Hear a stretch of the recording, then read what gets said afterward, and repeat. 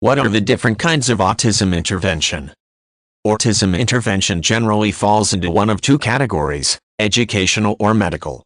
The primary goal of both types of intervention is to help the child or adult with autism be as functionally independent as possible.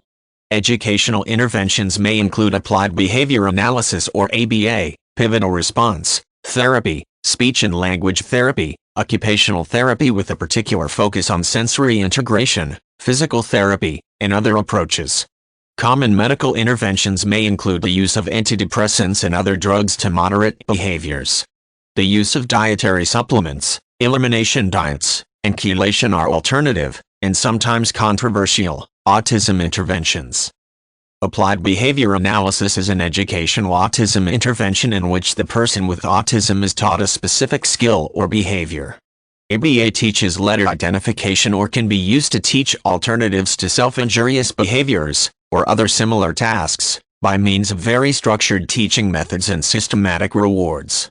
Pivotal response therapy is similar to ABA, but instead of targeting a specific skill or behavior, it focuses on teaching developmentally appropriate skills, such as social interactions or self-care, in a real-life context.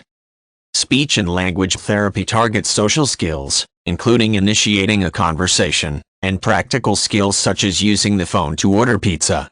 Articulation, voice modulation, and proper sentence construction are other areas speech therapy addresses. One commonly used autism intervention for people with difficulty expressing themselves verbally is a system of picture icons paired with words called the Picture Exchange Communication System, PECS. Another autism intervention, occupational therapy, focuses on developing fine motor skills. An occupational therapist may work with the client on printing letters and numbers, pouring water from a pitcher into a glass, using utensils, writing one's name, or hanging up clothing on a hanger. The therapist also helps people with autism develop more tolerance to sensory stimulation and demonstrates caregivers and teachers techniques, such as applying pressure to the shoulders, that they can use to help the person with autism calm down. Physical therapy's primary aim is to help the autistic person gain control of his or her large muscles through exercises and activities. Younger children may work on walking up and down stairs, riding a bike, or jumping rope. Physical therapy is an autism intervention for older people assists with accessing recreational and leisure activities in their communities. The physical therapist may teach the person with autism how to use exercise equipment or how to bowl. Medical management is often used alongside educationally based autism intervention. Hyperactivity and erratic, unpredictable behaviors, self-stimulatory behaviors, and self-injurious behaviors are commonly seen in people with autism. Medications under a doctor's supervision may help minimize these types of behaviors. Antidepressants, stimulants, and antipsychotics are widely prescribed to people with autism.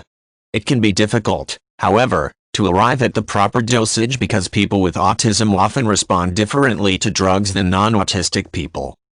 Alternative therapies may be used as autism interventions, but are often quite controversial. Vitamin B6 and DMG are two dietary supplements used to treat autism. High-protein, ketosis-inducing diets have also been tried as an autism intervention, as have regimens eliminating dairy, sugar, gluten, and other foods.